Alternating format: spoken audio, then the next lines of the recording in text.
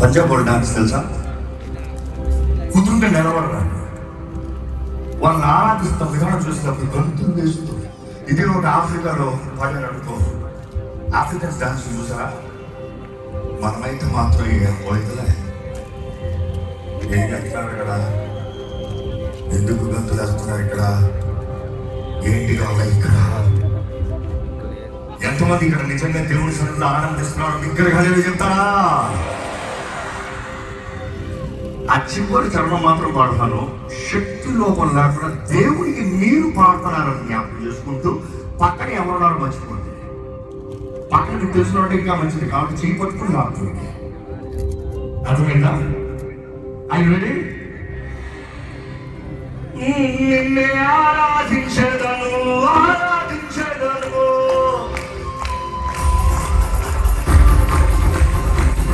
ఆరాధించెదను, ఆరాధించెదను,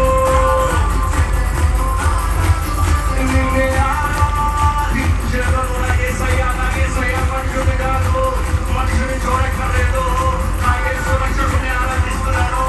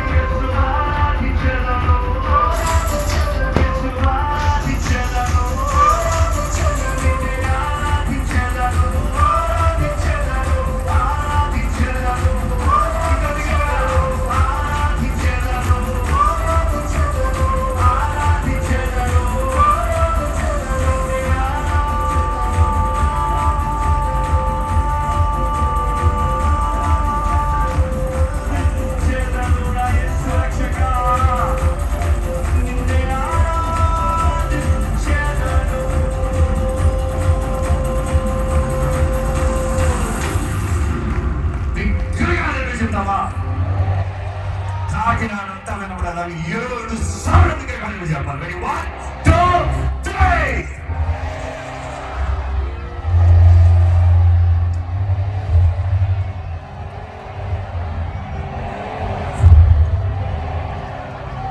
హల్లెలూయా. ఆ దేవుని ఆరాధించినప్పుడు మనము తెలియని ఆనందం, ధైర్యం, శక్తి, విడుదల. Please note there is a ambient mic, I think it's road mic, is starting on my left. I wanted to be fixed days. Yes. తెలియని శక్తి, ధైర్యము, విడుదల, నెమ్మది, స్వతంత్రత మనలో కలుగుతూ ఉంటుంది. ఎంతమంది ఇక్కడ నేను దేవుని సన్నిధిని అనుభవిస్తున్నాను